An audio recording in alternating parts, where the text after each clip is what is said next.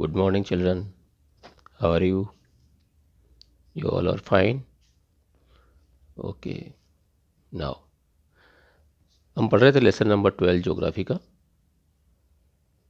We have read our environment, natural and human.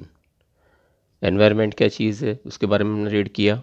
जो भी आसपास वातावरण, जलवायु हमारे आसपास देखते हैं वो सब एनवायरनमेंट से रिलेटेड है.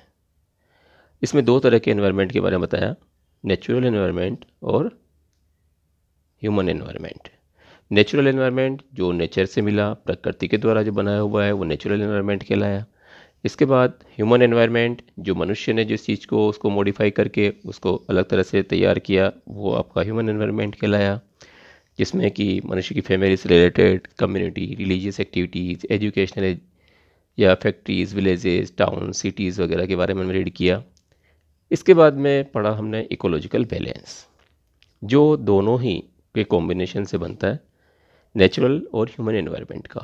ये आपका कहलाया इकोलॉजिकल बैलेंस, जिसका कि नाम ही इकोलॉजिकल बैलेंस है. नेचुरल एनवायरनमेंट और ह्यूमन एनवायरनमेंट से बना हुआ है. नेक्स्ट हमने पढ़ा इंपॉर्टेंस, जो नेचुरल एनवायरनमेंट की क्या इंपॉर्टेंस है उसके बारे में, प्रकृति के लिए हमारे इंपॉर्टेंस रखती है उसके बारे में हमने रीड किया. इसके बाद वाई शुड वी प्रोटेक्ट और एनवायरनमेंट हमने पढ़ा कि हमें एनवायरनमेंट को बचा के क्यों रखना चाहिए, नहीं तो क्या होगा आगे जा कर के हमारे लिए नुकसान हो सकता है और आगे हमारे जो फ्यूचर जनरेशन होगी उसको उस चीज़ का फ़ायदा नहीं मिलेगा और ये भी हो सकता है कि वो आगे जा कर के हो ही नहीं. ठीक है.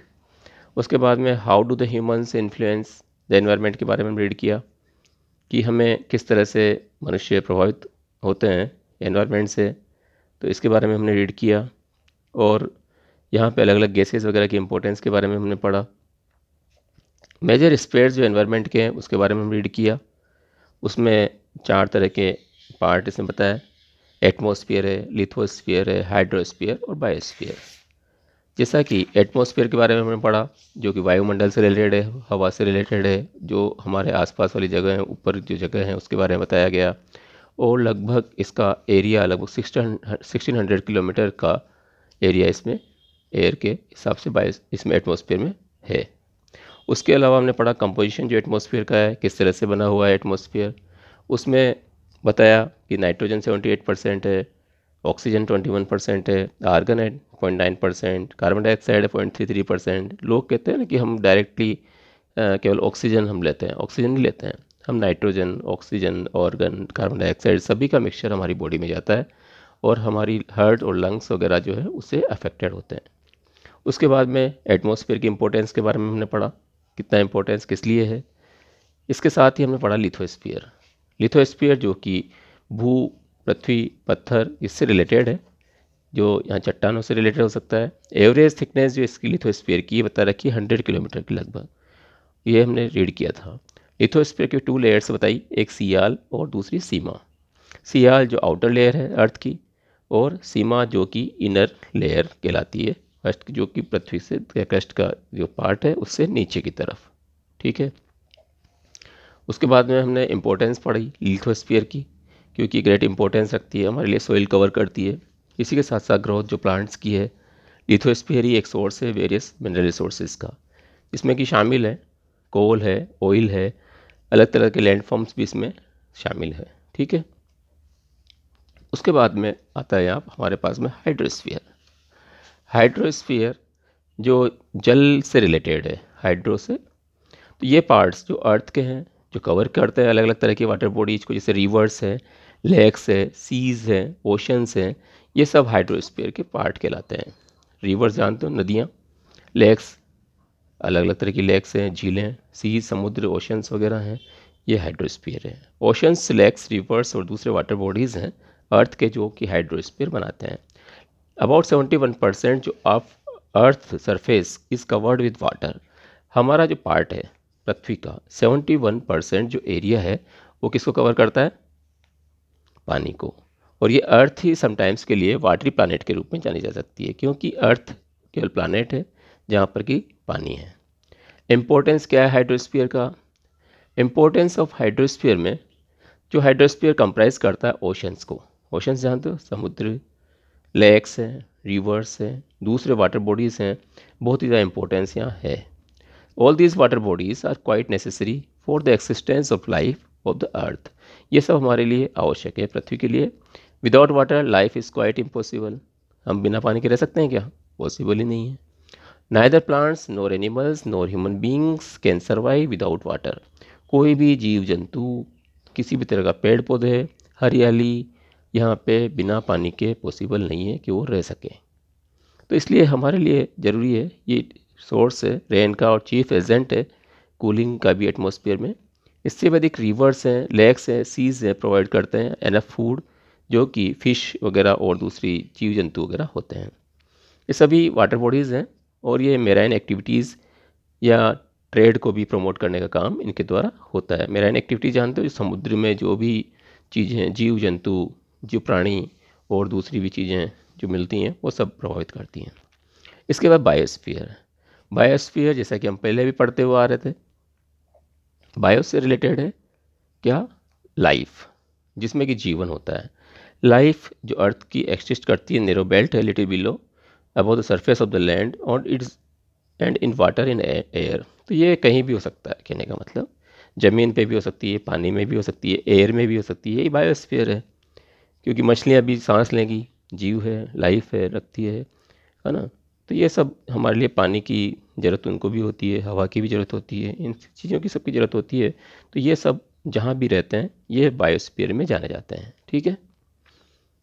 तो कोई भी तरह का जीव जंतु हो जो भी सांस लेता है, पानी पीता है, वो सब, चाहे पेड़ पौधे भी हो सकते हैं, इंसान भी हैं, तो ये सब डिपेंड करते हैं उसके ऊपर, बायोस्फीयर पे।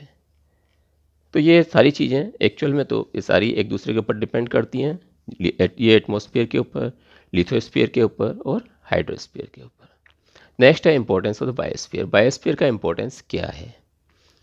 यह बायोस्फीयर जो कि यूनिक फीचर है और प्लानट अर्थ का, no other planet as yet has been found to have a biosphere. ऐसा कोई दूसरा प्लानट नहीं पाया गया जिसमें कि लाइफ हो सकती है, जीवन हो सकता है, इंसान या प्राणी कोई भी वहाँ पे रह कर के सांस ले सकता है, पानी पी सकता है, घूम फिर सकता है। ऐसी कोई जगह, सिचुएशन हमें कोई प्लानट के नाम से नहीं जानी गई।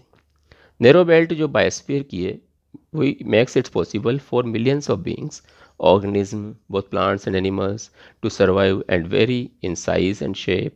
Thus biosphere is very important part of the environment। जैसा कि मैंने आपको बताया कि हमारे यहाँ सबसे बड़ा पार्ट क्या है, एक्चुअल में बायोस्फीयर वही जगह है जहाँ पर कि हम लोग सांस ले सकें, रह सकें, खा पी सकें, घूम फिर सकें। ये सब डिपेंड करता है। अब ये इंसान हो, पेड़ पौधे हो, जानवर हो, सभी के लिए पॉसिबल है, ठीक है। Then why is earth considered a unique planet.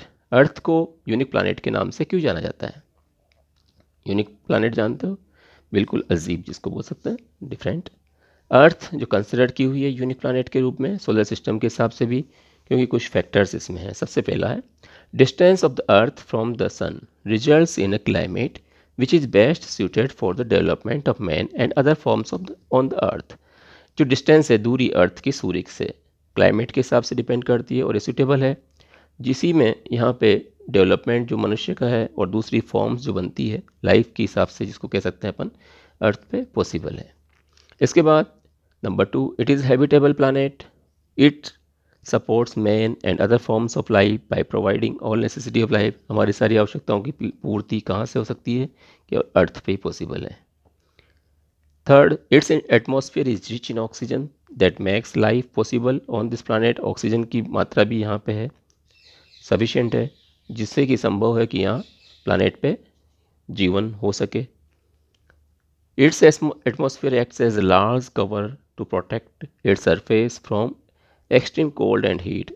यह एटमॉस्फेयर ही है, एक्ट करता है, बहुत ही लार्ज कवर करता है, इसे प्रोटेक्ट करता है, उसको बचाने का काम भी इसी के द्वारा होता है, बहुत ज़्यादा ठंड से भी और बहुत ज़्यादा गर्मी से भी, क्योंकि यहाँ अलग अलग तरह के पार्ट यहाँ डिवाइड किए हुए हैं, उसके हिसाब से बता रखा है। इसी प्लानट पे वाटर ऑक्योर करता है वास्ट क्वांटिटीज़ के हिसाब से भी, जो यहाँ पॉसिबल है। अर्थ पे वाटर एसेंशियल है सभी फॉर्म्स ऑफ लाइफ के लिए, जैसा कि मैंने आपको बताया।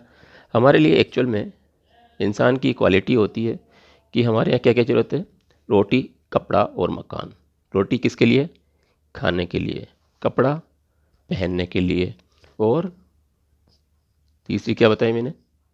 मकान, रहने के लिए शेल्टर। तो ये डिपेंड करती है और ये सारी चीज़ें हमारे को अर्थ पे ही मिलना पॉसिबल है। समझ में आया? तो earth is neither hot like Mercury nor cold like Neptune. It means temperature is about 15 degrees Celsius, which is suitable for the development of man and other forms of life. मतलब कि जीवन चलाने के लिए या जीवन के लिए यही आवश्यक है कि हमारे यहाँ पे जैसे कि बहुत ज़्यादा गर्मी भी नहीं है, कैसे मरकरी की तरह, नहीं बहुत ज़्यादा ठंडा है नेपच्यून की तरह, और यहाँ का टेम्परेचर जो दिखा रखा है 15 डिग्री सेल्सियस के आसपास, सेल्सियस में है ये, ठीक है। तो ये हमारे के लिए सूटेबल है लाइफ के लिए। ये अलग अलग तरह के वेरियस कोजेज़ हैं, डिफरेंट क्लाइमेट्स के हिसाब से, डिफरेंट सोइल्स एनवायरनमेंट में जो है लाइफ जो कंटिन्यू यहाँ पे रहती है, इवोल्व करती है, डाइवर्सिफाई कंटिन्यूसली, लगातार इसमें चलता रहता है, यही प्रोसेस है। और diversification which has continued on this earth for millions and millions of years has given rise to different species. ये कि अलग अलग तरह के हज़ारों सालों से यहाँ पे चला आ रहा है, प्रकृति का जो नियम है उसके अनुसार, और लाइफ इसके अनुसार चलती रहती है, जैसे समय के अनुसार गुजरता रहता है। This wide range of numerous species is known as biodiversity which exist in our earth today. आज हमारी यहाँ पे क्या है, अलग अलग तरह की बहुत सारी जातियाँ का होता स्पेसीज, बहुत वेराइटी कह सकते हैं अपन इसको, जिसको कि बायोडाइवर्सिटी, विभिन्नताएँ हैं एक्चुअल में यहाँ पे, और ये एग्जिस्ट करती है हमारी अर्थ पे आज भी। तो ये लेसन हमने पढ़ा, हमने आज जो पढ़ा उसमें हाइड्रोस्फीयर के बारे में पढ़ा, उसकी इम्पोर्टेंस के बारे में पढ़ा, बायोस्फीयर के बारे में पढ़ा, उसकी इम्पोर्टेंस के बारे में पढ़ा, और हमारे अर्थ क्यों हमारे लिए यूनिक प्लानेट का रूप में काम करती है, और ये क्योंकि हमारे यहाँ इसको इसी पे केवल हमारी लाइफ पॉसिबल है, दूसरी जगह प्लानेट पे जाकर के हमारी लाइफ पॉसिबल नहीं होगी। यही कारण है कि ये सब इम्पोर्टेंस रखती हैं। अब जो नीचे की तरफ दिए हुए हैं की टर्म्स, ये आपको लर्न करना है, ये ध्यान रखने वाली बातें हैं, क्योंकि ये लर्न करने के बाद इसके अलावा आपको क्या करना है, इसके साथ ही दूसरे जो इसकी फिल इन द ब्लैंक्स वगैरह हैं, पार्ट ABCD वाले, ये आपको फाइंड आउट करने हैं, ये आपको कल बताएंगे। इसके साथ साथ आपको कोरोना से भी लड़ना है, ये भी ध्यान रखना है, ठीक है। बार बार हाथ भी धोना है, बार बार आपको सैनिटाइज भी करना है, बाहर बेवजह नहीं घूमना है, ये नहीं कि हम तो खेल रहे हैं, कूद रहे हैं, बाहर खेलने चले जाएं। तो इसलिए आसपास वाले वातावरण जो हमारा एनवायरनमेंट है वो अभी कोरोना से अफेक्टेड है, हर इलाके में कोरोना आ चुका, इसलिए हमें उसका भी बचाव करना है, ठीक है। समझ में आ रही है मेरी बात? ओके, तो इसलिए इसका भी ध्यान रखना है। आप एंजॉय करो फुल घर के अंदर रह के, किसी को कहने की ज़रूरत नहीं पड़ना चाहिए कि आपको बाहर नहीं जाना, ठीक है। ओके, ध्यान रखना। All the best, bye.